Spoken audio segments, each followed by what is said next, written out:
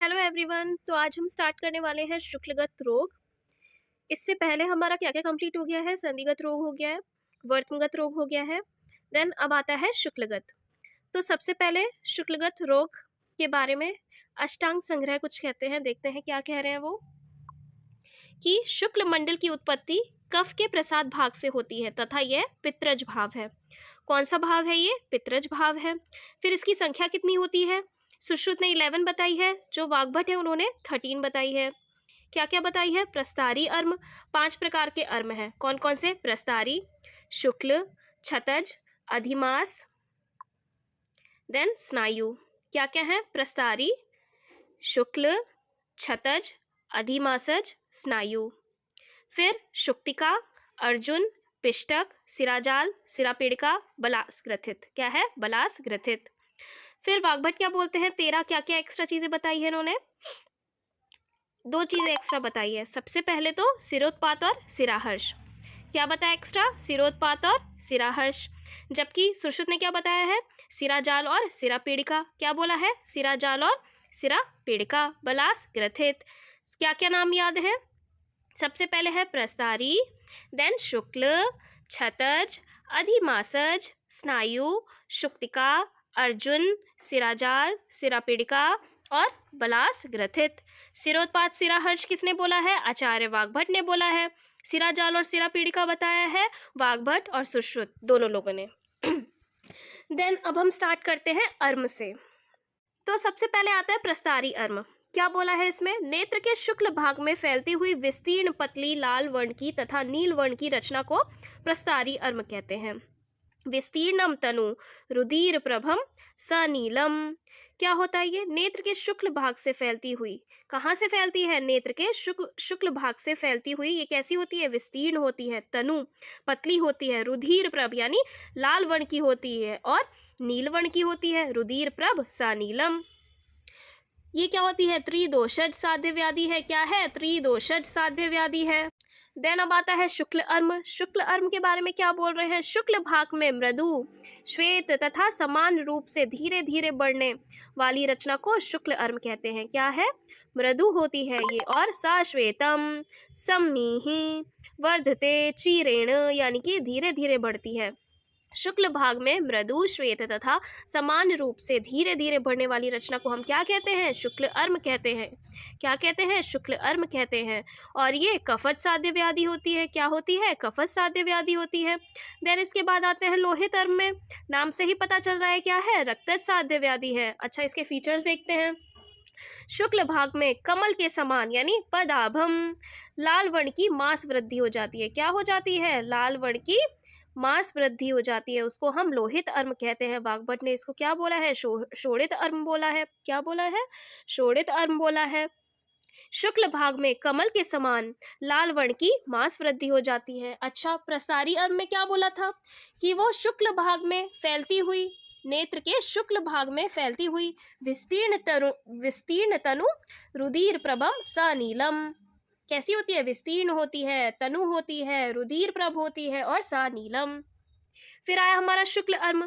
शुक्ल arm में क्या बोला था? वो मृदु होती है, श्वेत होती है और वृद्धते चीरेण यानी धीरे धीरे बढ़ने वाली होती है। कैसी होती है? धीरे धीरे बढ़ने वाली होती है, समान रूप से धीरे धीरे बढ़ने वाली होती है। देन आते हैं लोहित अर्म। लोहित अर्म में क्या बोला है? कि वो पद आभम यानी कि कमल के समान लाल वर्ण की होती है और मांस वृद्धि को कमल के समान मांस वृद्धि को हम लोहित अर्म कहते हैं। देन आता है अधिमासज। क्या आया फिर? अधिमासज। अधिमासज क्या बोला इसमें? यकृत के समान वर्ण का। कैसा होता है? यकृत प्रकाशम, मृदु। फिर क्या बोला है? बहलम। देन विस्तीर्ण श्याव वर्ण की रचना को हम अधिमासज कहते हैं। क्या कहते हैं? अधिमासज कहते हैं। विस्तीर्णम, मृदु, बहलम, यकृत प्रकाशम, श्यावम। यकृत के समान, यकृत प्रकाशम। देन उसके बाद मृदु है, बहलम है, विस्तीर्ण है और श्याव वर्ण का है। फिर आया स्नायु मर्म। स्नायु मर्म में क्या बोला है? नेत्र के शुक्ल भाग में खुरदरी कैसी होती है? खर होती है, पीत वर्ण की होती है। क्या होती है? मांस वृद्धि होती है। उसको हम क्या बोलते हैं? स्नायु अर्म बोलते हैं। इसके लिए क्या बोला? पठितम खरा, पठितम खरा प्रपांडु, पठितम खरा प्रपांडु, पठितम खरा प्रपांडु। प्रपांडु यानी पांडु के समान पीत वर्ण मांस वृद्धि हो। ये क्या है, ये त्रिदोषज साध्य व्याधि है। क्या है, त्रिदोषज साध्य व्याधि है। अधिमासज क्या है, त्रिदोषज साध्य व्याधि है। इसके बाद जितने भी प्रकार के अर्म बताए हैं, 5 प्रकार के अर्म बताए हैं, इन सब में छेदन कर्म होता है। क्या होता है, छेदन कर्म होता है। इसका पूर्व कर्म देखते हैं। रोगी को स्निग्ध भोजन कराकर क्या कराना है, स्निग्ध भोजन कराना है। उसके बाद यत्न पूर्वक बिठाएं। फिर वैद्य लावड़िक चूर्ण को आंख में लगाकर नेत्र को क्षुभित करें। क्या करें, लावड़िक चूर्ण का प्रयोग करें। किसका प्रयोग करना है, लावड़िक चूर्ण का प्रयोग करना है। देन आते हैं अब हमारी चिकित्सा पे। क्या बोला है, चिकित्सा, जो प्रधान चिकित्सा है वो देखते हैं। फूले हुए अर्म प्रदेश का स्वेदन करना चाहिए, यानी जो फूला हुआ अर्म प्रदेश है उसका क्या करना चाहिए, स्वेदन करना चाहिए। फिर उसके बाद क्या है, उस स्थान का चालन करना चाहिए। सबसे पहले स्वेदन, फिर चालन। जिस स्थान पर अर्म में बली पड़ जाए यानी झुर्रियाँ आ जाएं, वैद्य बड़ी सी यंत्र से पकड़कर उसको अपांग की ओर देखने को कहें। किसको, रोगी को अपांग की ओर देखने को कहें। तथा वैद्य मुचुंडी से अर्म को ऊंचा उठाकर, जो मुचुंडी होती है उसको, अर्म को ऊंचा उठाकर सुई में डोरी पिरोकर अर्म के नीचे डालकर, यानी मुचुंडी से हमने अर्म का जो आगे वाला भाग है उसको उठा लिया, फिर सुई में डोरा पिरोकर उसके नीचे से निकालकर यानी डालकर कुछ ऊपर उठा दे। क्या करें, ऊपर उठा दे। वैद्य इस कार्य की शीघ्रता से ना करें, है ना, शीघ्रता से ना करें, अन्यथा अर्म के टूटने का भय रहता है। ऊपर तथा अधोभाग के वर्त्म को दृढ़ता से पकड़ें, अन्यथा शस्त्रकर्म करने में बाधा होती है। नेत्र गोलक में शिथिल हुए अर्म को 3 बड़ीशों से पकड़कर, किससे, जो नेत्र गोलक में शिथिल हुए अर्म है उसको 3 बड़ीशों से पकड़कर ऊपर उठाकर मंडलाग्र शस्त्र से काट दें। किससे काटना है, मंडलाग्र शस्त्र से। देन सब ओर से अम्र के विमुक्त होने पर उसे कनीनक की ओर लाकर, कहाँ लाकर, कनीनक की ओर लाकर कनीनक का अतिक्रमण ना करते हुए अर्म को काट दें। अर्म को पूरी तरह से ना काटकर चौथाई भाग शेष रहने दें। ऐसे करने से नेत्र में कोई उपद्रव नहीं होता है। कनीनक संधि में छेद होने से रक्त की अति प्रवृत्ति होती है अथवा नेत्र नाड़ी रोग हो जाता है। हीन मात्रा में अर्म का छेदन करने से उसमें पुनः वृद्धि हो जाती है, वह पुनः हो जाता है। तो हमने इसमें क्या देखा, सबसे पहले स्वेदन कराया, जो फूला हुआ जहाँ पे है प्रदेश है वहाँ पे हमने स्वेदन कराया। देन उसके बाद चालन कराया। चालन के बाद क्या, बड़ी यंत्र से उसको पकड़ा, ठीक है, अपांग की ओर देखने के लिए कहा रोगी को। फिर मुचुंडी से उसको ऊपर उठा लिया, ठीक है, मुचुंडी से उसको ऊपर उठा लिया, सुई में डोरा पिरोकर उसको नीचे से निकाल दिया, देन उसको ऊपर उठा दिया। फिर उसके बाद इसको शीघ्रता से नहीं करना चाहिए, नहीं तो अर्म के टूटने का भय रहता है। फिर नेत्र गोलक में शिथिल हुए अर्म को 3 बड़ीशों से पकड़कर ऊपर उठाकर मंडलाग्र शस्त्र से काट देना है। कनीनक की ओर लेकर आते हैं, फिर वहां से अतिक्रमण ना करते हुए अर्म को काट दें।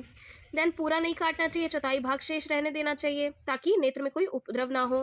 फिर कनीनक संधि में अगर छेद होने से क्या होता है, रक्त की अति प्रवृत्ति होने लगती है, नेत्र नाड़ी में रोग हो जाता है। तो हीन मात्रा में अगर अर्म का छेदन करते हैं तो उसकी पुनः वृद्धि हो सकती है।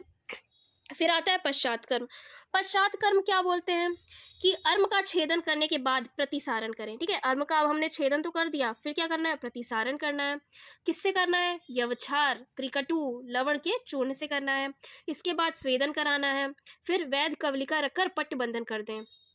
प्रतिसारण, स्वेदन, कवलिका रखकर पट्ट बंधन। उसके बाद क्या बोला है, व्रणवत उपचार करें। फिर 3 दिन के बाद पट्टी खोलकर हाथों को गर्म करके नेत्र पर रखकर स्वेदन करें। किससे, हस्त स्वेद करना है, ठीक है, हाथों से स्वेदन देना है। फिर नेत्र का शोधन करें। अर्म के शेष भाग रहने पर क्या करते हैं, लेख अंजन कराते हैं क्या कराते हैं, लेख्य अंजन कराते हैं। तो आज के लिए इतना ही रखते हैं, फिर उसके बाद नेक्स्ट वीडियो में आगे देखेंगे कि क्या क्या है। Okay, thank you.